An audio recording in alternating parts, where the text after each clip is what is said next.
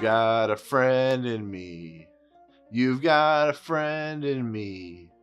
When the road looks rough ahead and you're miles upon your nice warm bed, please remember what your old pal said, 'cause you've got a friend in me. That's right. What's up, guys? Welcome to Movie Emporium's Flashback Reviews, where we take movies from our past, break them down, and tell you what we think about them. If you like what you see, hit the subscribe button, hit the notification button at the top to find out what's coming next, and comment below on these videos, any video, tell me what you think. So, Toy Story 4 is coming out soon. Toy Story franchise, one of my favorites of all time. A lot of people's favorites. We all know that. But Toy Story 4, I've been kind of skeptical on. I've heard rumors, or I've heard reviews. I'm excited for it now because apparently it's another home run of a movie. It has a very emotional arc in it, and it has an amazing character, Forky. So I'm excited because Tony Hale plays Forky. So, okay. So we have to start somewhere. So we're going to start in the very beginning. We're going to do all three Toy Story movies leading up to Toy Story 4. And we're going to lead into the first movie, which I consider personally, I know a lot of people consider Toy Story 2, maybe into Toy Story 3, as one of the greatest animated movies of all time. And there's many reasons for that, which I will get into the review. But you know what Toy Story is. It's about Woody, who is a leader of this group of toys in Andy's house. And he's kind of like the guy who kind of keeps everything in control. One day during Andy's birthday, he gets a toy, a spaceman called Buzz Lightyear, and it upsets the norm, upsets the whole, overarching idea of Andy's room. And it causes Woody to get really jealous. It causes them to get knocked out of a window. They think, Woody has killed Buzz, so they knock him out the window. And they go on a journey to get back to Andy's room before he moves. Well, in the process, they meet Sid, who's this evil kid.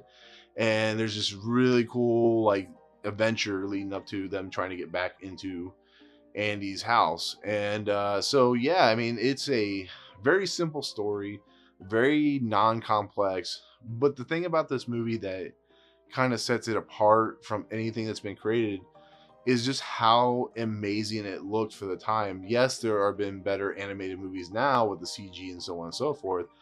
But think about this. It's 1995. It's the middle of summer. You have traditional 2D fare coming out. And then you have this crazy Disney Pixar movie called Toy Story, which is about inanimate objects who are lifelike and become real when their owners are not there, and so they have a life, when nobody sees them, and it becomes a huge hit. I mean, it becomes a massive hit. It makes $150 million. It makes several $100 million worldwide. It creates a fandom, a frenzy for the Buzz Lightyear character, which if you see Toy Story 2, when they're going through Al's Toy Barn, that is an actual truth where the Buzz Lightyear character, his doll, sold out. You couldn't find it anywhere during the holidays. And it created this mass hysteria or mass, propulsion for the character, and created, some iconic characters in Woody and Buzz. Because, everybody else like Rex and Mr. Potato Head, Etch-a-Sketch, and all those characters, you've seen them before. You know who they are. Very famous 50s, 60s, 70s characters, or toys, I should say.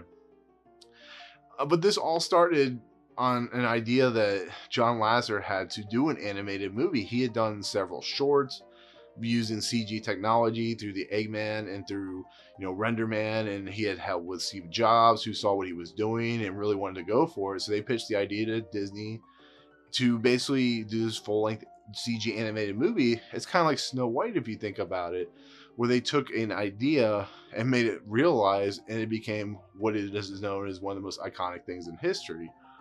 So after he had done stuff like Tin Toy, Knick Knack, he had done the famous, Luxo Jr., which is the main icon for Pixar, the lamp. If you haven't seen it, I actually have one of those little pins. I'm actually looking for the toy, which I can't find, which I'm not happy about, but I want. He decided to do this project, and it involves several years of working. They had a very small staff, so they had to kind of do things on a quick, tight budget and a quick, tight, schedule. But there was only a few of them. There was Pete Docter, there was Andrew Stanton. Joss Whedon helped work on the scripting of this movie. Andrew Stanton had worked on the scripting of this movie, but John Lasseter kind of took this on his own. And once everything was said and done, once the testing was done, once everything was put out there, they decided to go public with Pixar within the Disney network. And therefore, once this movie opened big, Pixar made a lot of money on the New York Stock Exchange. It was a super big hit. Everybody made a lot of money. But the one thing they never thought or never realized or ever thought was ever going to happen is this movie was going to be as iconic as it was. And it's just incredible to see because you just look at the animation. Yes, like I said, it's very dated for its time, but just look how gorgeous this is. I mean, even the shadowing, the textures, the looks and facial features of the characters themselves, which are, much more easier to render now. I'm not saying they're easy, but it was a hard thing to do. Think about how hard it could have been at the time to render Woody's face in different like looks and feels, the happy, the sad, the angry. It was just an enormous undertaking because computers were not that as powerful as they are now. I mean, they have towers and towers and farms of computers just programming the movies they do now, but they're doing it on old Apple computer or Mac computer or whatever they were using at the time. It's just impressive to watch. And I got to read this talent that they added into it because before this movie even got started, they got this insane cast. It's one of the best casts ever put on film for one movie. I'm going to read off now and you're going to see some video, but of course we have Tom Hanks as Woody. We have Tim Allen as Buzz Lightyear, Don Rickles as Mr. Potato Head. We got Jim Varney as Slinky Dog, Annie Potts as Bo Peep. We got Wallace Shawn as my personal favorite as Rex. We got Laurie Metcalf, who plays Andy's mom. We got John Ratzenberger, who's been in every Pixar film. He is playing Ham. We got Ermy, who's playing the Army Men. We got just all these. I mean, think about that cast right there. It's insane. And that's just not including all the small bits and parts of people who would come back later in other films. But it's so impressive with what they were able to do with this cast because Tom Hanks was in the middle of an insane run. Tim Allen was doing his home improvement thing. Don Rickles is Don Rickles. Jim Varney had the Ernest stuff. Wallace Shawn, of course, we know Wallace Shawn and what he's done. Annie Potts has been famous for a long time in all her movies. John Ratzenberger, he is known for Cheers. We have Ermy, who's known for like Full Metal Jacket and The Frighteners. And guys, it was just so mind-blowing. The sad thing about this movie is I didn't see it in the theaters. I was at that age because it was 95, so I was like 13 years old, where I'm like, I'm not going to go see a stupid animated movie. When I saw Toy Story and when I saw A Bug's Life, I actually think I saw Bug's Life before I saw Toy Story. I was so impressed because you keep hearing about how good this movie is, how impressive it is, how amazing with what John Lasseter and Pixar were doing, that you just can't believe it. You think it's overhyped, and then when you watch the movie, when you watch A Bug's Life with what they were doing there, and then you watch a Toy Story, and it's just like, holy cow, it's so amazing. And there's so many different Easter eggs in there. There's stuff that I noticed where I just watched it today before I recorded this, just kind of give me an update on it.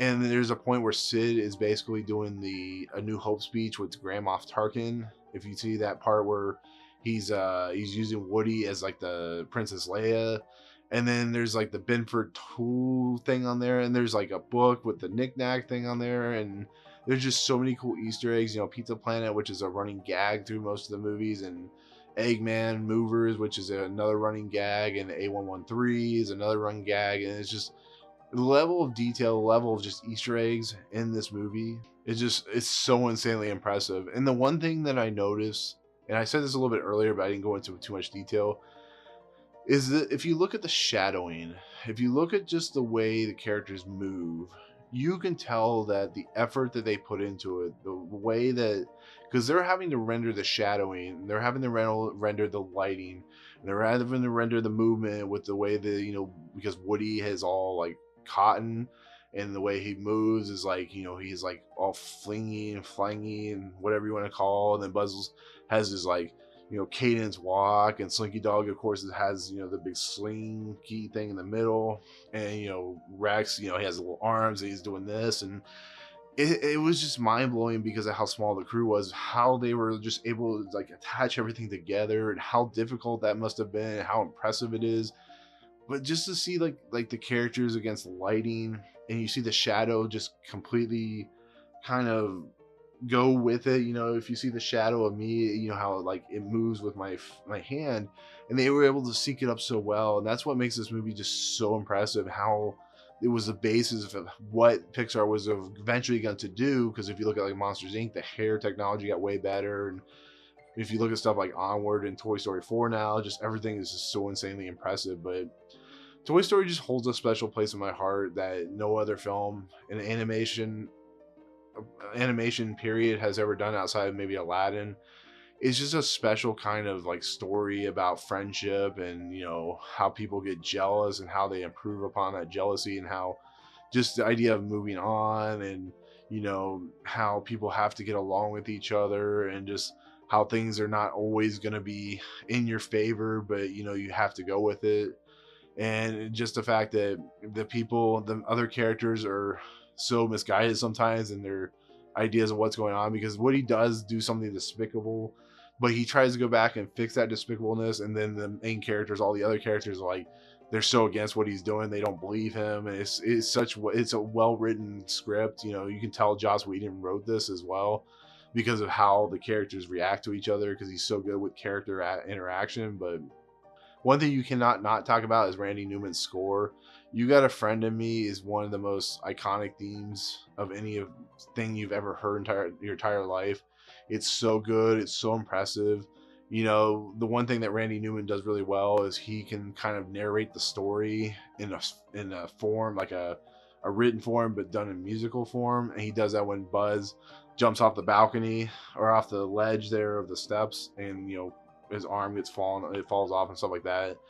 And there's just music in there. It just feels really Tim Burton-ish. And when you see the other toys, it's really cool because they're like toys that you would think be scary, but they're really just under the surface, or above the surface. They're scary, but under the surface they have a lot of heart, and you can tell these are toys that have been neglected and they've been hurt, and they do some really cool stuff. You know, you have, like I said, Sid and Sid's dog and Sid's sister, and that whole segment is just really cool. And everything about this movie just blends so well, and there's a reason this movie does as good as it does, and as well as it does, and it fits as well as it does, and it makes why Pixar is as good as they are. God, I love this movie so much. And it doesn't hurt that the next two movies, Toy Story 2 and 3, are just as good. Like I said, Toy Story is always going to be my favorite, but Toy Story 2, the sequel, is just as good. Toy Story 3 is just as heartbreaking and good. And that's another thing before I end this actual review. This movie is very heartbreaking in a lot of places, which you wouldn't think of an anime movie. Yes, anime movies have heartbreaking moments like in Bambi, but it does it so well. And then you have Buzz Lightyear go insane and turn into Mrs. Nesbitt, which is one of my favorite character moments in any animation film in history. Just how funny it plays out, and how he's like using his arm as a cup, or you know, arm holding a cup, and he's like, "I'm Mrs. Nesbitt." It's good stuff. So yeah, Toy Story is such a winner. It's such a good movie, and should be seen by everyone who hasn't seen it yet. You know, you've seen it, I'm sure, and I can't wait to see Toy Story 4. I'm excited for it, and I can't wait to talk about Toy Story 2 and 3 when I get to those videos. So, but anyways, that's my take on Toy Story. I hope you enjoyed it. Let me know in the comments below what your favorite part about Toy Story is. You know, if you don't like this movie, tell me why. I'm kind of interested to know, because I don't know anybody that doesn't like the movie. But tell me also what your favorite Toy Story character is. Like I said, mine's Rex. I am right there. So yeah. Anyways, that'll do it, and we'll see you guys on the next video. Peace out. What's up, guys? Thank you so much for checking out Movie Emporium. I really appreciate it. If you want to, go ahead and hit the subscribe button. Hit the notification button and the bell at the top. Find out what's coming next for Movie Emporium. Also, check out these two videos. They're amazing. I think they're awesome. I think you'll enjoy them too. But otherwise, thank you so much for watching, guys. We'll see you next time.